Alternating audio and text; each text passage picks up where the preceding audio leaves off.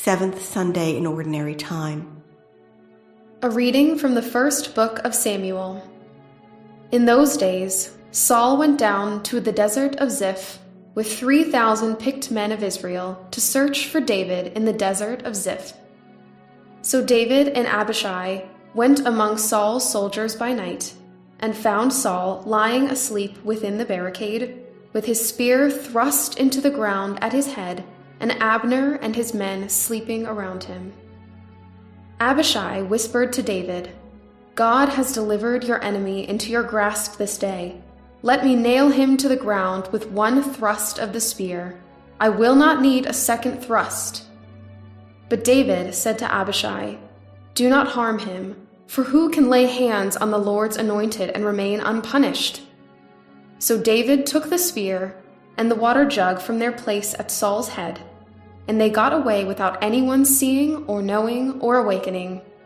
All remained asleep, because the Lord had put them into a deep slumber.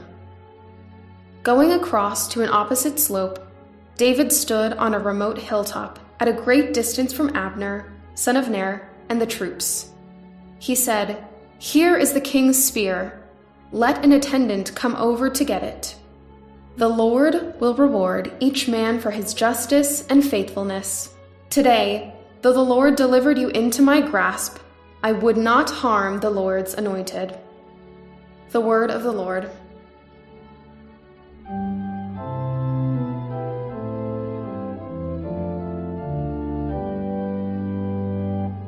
The Lord is kind and merciful.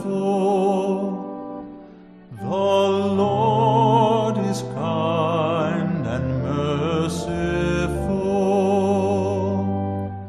Bless the Lord, O my soul, and all my being, bless his holy name. Bless the Lord, O my soul, and forget not all his benefits.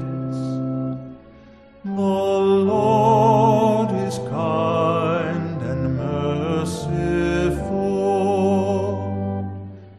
He pardons all your iniquities, heals all your ills. He redeems your life from destruction, crowns you with kindness and compassion. The Lord is kind and merciful. Merciful and gracious is the Lord, slow to anger and abounding in kindness. Not according to our sins does he deal with us, nor does he requite us according to our crimes. The Lord is kind and merciful. As far as the east is from the west, so far has he put our transgressions from us. As a father has compassion on his children, so the Lord has compassion on those who fear him. The Lord is kind and merciful.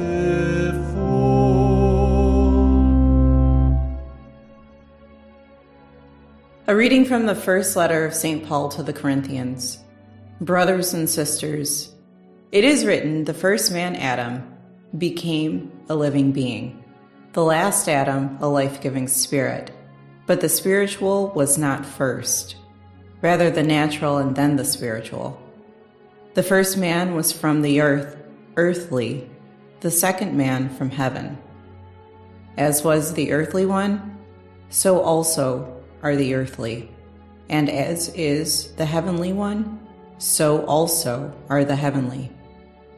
Just as we have borne the image of the earthly one, we shall also bear the image of the heavenly one. The word of the Lord. A reading from the Holy Gospel according to Luke. Jesus said to his disciples, "To you who hear I say, love your enemies, Do good to those who hate you. Bless those who curse you. Pray for those who mistreat you. To the person who strikes you on one cheek, offer the other one as well. And from the person who takes your cloak, do not withhold even your tunic. Give to everyone who asks of you, and from the one who takes what is yours, do not demand it back. Do to others as you would have them do to you. For if you love those who love you, what credit is that to you? Even sinners love those who love them. And if you do good to those who do good to you, what credit is that to you? Even sinners do the same. If you lend money to those from whom you expect repayment, what credit is that to you? Even sinners lend to sinners and get back the same amount. But rather, love your enemies and do good to them, and lend expecting nothing back. Then your reward will be great, and you will be children of the Most High, for He Himself is kind to the ungrateful and the wicked. Be merciful, just as your Father is merciful. Stop judging, and you will not be judged. Stop condemning, and you will not be condemned. Forgive, and you will be forgiven. Give, and gifts will be given to you. A good measure, packed together, shaken down, and overflowing, will be poured into your lap. For the measure with which you measure will in return be measured out to you. The Gospel of the Lord. The seventh week in Ordinary Time. The first reading comes from 1 Samuel 26:2, 7-9, 12-13, and 22-23. This is a story of how King Saul went searching after David in the wilderness. And when Saul and his troops went to sleep one night, David and Abner snuck in.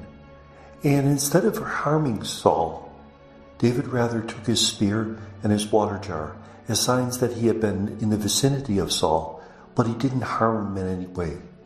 Why did he not harm him? Because Saul was an anointed of the Lord. Therefore, it was improper for David to do anything against him. Now, this could be understood at two levels. Remember, this story was written in the time of King David, and therefore it was important to show that David respected the authority of Saul, but also it was a subtle message that because David himself was now anointed, he should be inviolable. The second reading is from 1 Corinthians 15, 45-49. This is part of the extended section that speaks about the resurrection of the dead. And in this passage, Paul compares the first Adam, who was a living being, but earthly, with the second Adam, Jesus, who's heavenly. We were born into this earthly state, but if we embrace Jesus, then we will share in his heavenly glory. That's a reminder that the resurrection of the dead is not a return to this particular body. Rather, it's a glorified body. It won't suffer from any of the limitations of this body. Age, illness, even things that are spiritual. We'll be able to love everyone as we sought to love them here on earth, but we're unable to because of our human weakness. The Gospel is from Luke 6, 27-38. This is an extended teaching on how we should love those who don't love us, that we should lend to those who won't repay, that we should invite people to our meals who will not invite us in return. Because the measure of love is not how much they return love to us, but rather how much we're willing to give them love, even if we don't expect anything in return. So this passage gives us a new definition of what we mean by love. Furthermore, at the end we hear, "Do not judge and you will not be judged." Now, judging doesn't mean that we stop recognizing that what people are doing is wrong, but rather it means that we don't condemn them because of it. We don't know their motivation. We don't know what gifts they receive from the Lord and what gifts they haven't received. We don't condemn them, but rather, if we see them doing something wrong, we feel sorry for them, and we only want to heal their brokenness, because the measure with which we measure will be measured back to us. That if our hearts are open and we're willing to love, then we'll be able to receive Jesus' love in return. And may God bless us.